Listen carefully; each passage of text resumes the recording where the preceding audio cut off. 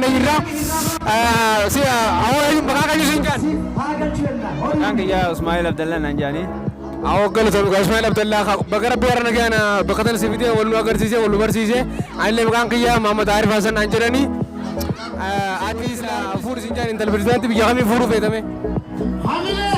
Akkuma beekamu biyya diiniin jaalladha. Baay'inaan fuudhuu barbaadu pirezidaantii naannoo Oromiyaati intala isaa ta'ee nan jaalladha. Isa maqaan isaa eenyusa? Maqaan isaa pirezidaantii naannoo Oromiyaa obbo Lammaa Magarsaati. Maashaallah. Sila rabbi si godhe isiisan fuudhuu feetaa jechuuti. Jabaa dhugaa rabbi si haa godhu. Osoo rabbi naannaa mijjeessee inshaallah saniin fuudhaa yeetiin yaada qabaa. Ammallee yoo rabbi na kanneen. Ibtuuban deebiin ni fuuta abshir. Intala isaatii miti Obaamaa tu ni fuuta Obaamaa kan addunyaa guutuu guutuu sanuu. Lammaa Magarsaa inni hokkatu siif kan inni Oromoodha Oromoodha jaalata tamaam. Jabaa dhaayyee. Ayyaallah jabaa dhaayyee. Kan daawwataa jirtan kun shamarran Oromootiin dargaggeeyyiin Oromoo kan shampooyyii nu taphatan. Isaan kana kaafee biri tokko gaafannaa deebisaa walumaan raa eegan. Maqaa keenya? Saartuu Kadiirootiin jaama. Saartuu Kadiiroo jaamtisiin? Saartuu eenyu? Kaliiloo. Kaliiloo. Haa ta'u maqaan keenya dargaggoo Oromoodhaa obbo Waaguso. Abdii Hajiin Jama. Abdiitu jaamta? Abdii Hajiin Jama sagantaa BBC bultuun borkaatu jechuudhaaf asitti walitti qabamne aadaa keenya mul'ifne jennee bakka kanatti walitti qabamne hundaafuu meemaa jira. Ayyee akkasumattis isin himaa jiranii dhageessanii ayyee sabboontu tokko hafe sabboontu ana gaafanna. Maqaan keenya isin jaan? Maqaan kiyya Inabee Abdiisuu naan jaani akkuma nu daawwattan kanatti isinis galatoomaadha. Rabbiin bakkaan nu haa ga'u jenna. Rabbiin nitis nu bilisoomsee biyya nu haa galchuu jenna qalbi. Galatoom sabboontu qaali. Ayyee kan hundarraa wayii si gaafachuu barbaade ati addunyaa irraa wanni akkaan jaalatu maal faadha? Wani akkaan jaalatu haa bilisummaas ni fedhaasi. Ilmaan Oromoo cunqursaa isaanii hin fedhuusi. Akka isaan bilisoomanii jechuun isaan bilisoomanii ani isaan jedhan bilisoomuu barbaade. Rabbiin kaayisa adawwiis biyya teenya keessaa nurraa haa guuru. Rabbiin nurraa taragee aboo rabbiin qaaliin tigreetti nurraa haa galchu qaaliin adawwii dandeenya. Wallaahi laasisanii buu nutis leenjifamnee walii gallee wal jala yaanee aboo warra walii galu rabbiin nu haa godhuu jenna. Tana fakkaatan aboo rabbiin qaaliin haa waliin nu haa gajelchanna Oromoo teenya. Taammaan dura cunqurfamnee jirru wallaahi tanaan boodaa ganaa wallaahi rabbi waliin nu haa galchuu jenna wal jala nu haa yaasuu jenna. Isinis waan nurra jabeeffattaniif galatoomaadha jenna. Ayyee jabaa dhugaati isin bilisummaan jaalladhe akkam addunyaa irra waliin jaalladhu bilisummaa qofaan jaalladhaa jettee ayyee ammaan tana abdiileen jetteefina abdiin yaadon addunyaa irra maal fedha biisa alaleeta moo temsiidha moo maal fedha? Alalabeetes kaayimuu dandeessa. Gaariidha galatooma addunyaa kanarraa maaliin fedha? Aadaa xiyyaa fi seenaa xiyya babal'isuun addunyaa kanarraa waan hin barbaadu waan hin beeku barsiisu waan hin kanii wallaalee immoo barachuudha jechuudha. Kanaaf waan hin beeku walirraa fudhannee waan barbaadnu waliif kennuun dirqama keenya. Maashaallah. Yoo isa maqaan keenya eenyu? Wayituu hin dhageenyu kokoonsa keessa jirtan akka kana gurra olii qaqqabnee ol dhageeffannaa nun ajaa'ibna garuu ayyina fen jaati bareedaa tokkoon qabeette mee yaati si bareedaa irraa dhageenya gaawwame. Aboo qaaliini biyya namaa keessaa walitti qabee biyya teenya nu haa galchuu nu haa bilisoomsuu jenna. Warra abaa oolajee biyya keessa faffacees rabbii bakka takka waliin nu haa qabu. Kijiba abaa'ummaadhaan nuti abaa oolajaanii kijibummaadhaan jechuun if mirkaneessuudhaa miti warra dhugaadhaa gaara keessaa gale dhugaan bilisummaa isaaniin ol nu haa qabu.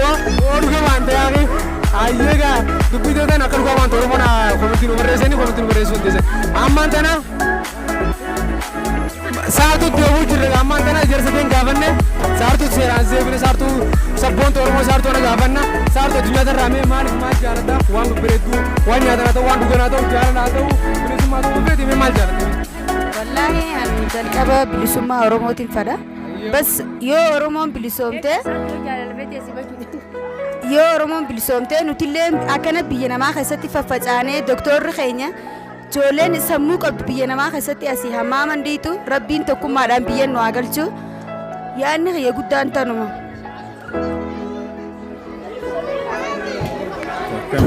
Hayyeegaa jabaadhaa gaaboo galatoomaa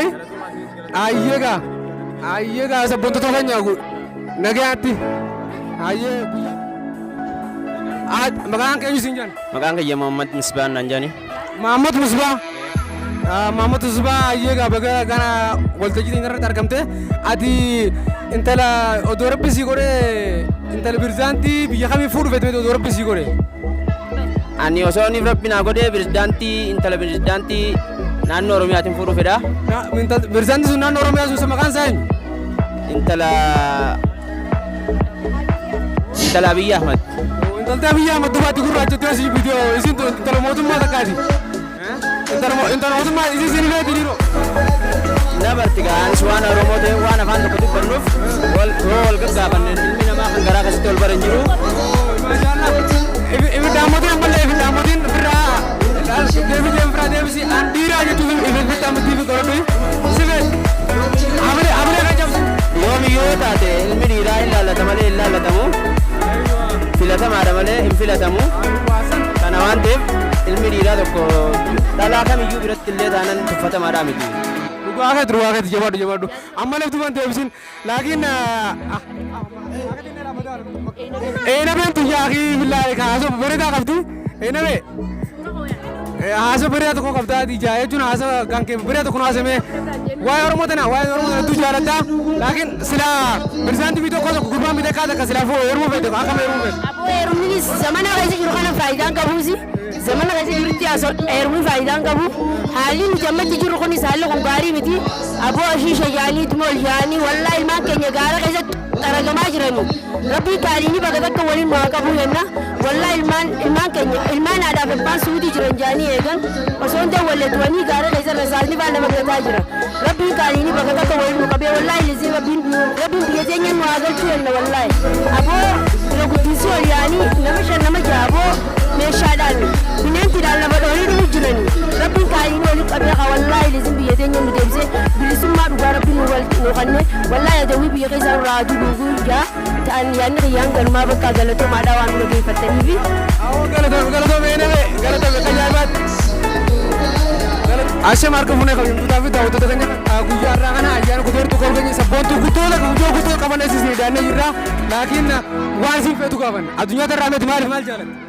Ammoo an bilisummaan jaalladha malee waan takka waan xiqqoo kanaaf bilisummaa jaalata yaa rabbi namni keenya gariin jima jaalatamu yoo otoo gaafadhe gurguddaa garii gartee jima jaalanna naan jaan yookiinis fuulafaa naan jaan isin bilisummaan jaaladhaa jette hayyee bilisummaa malee wanni biraan hirtee jaalattu. Lakkii waa takka hin jirtu.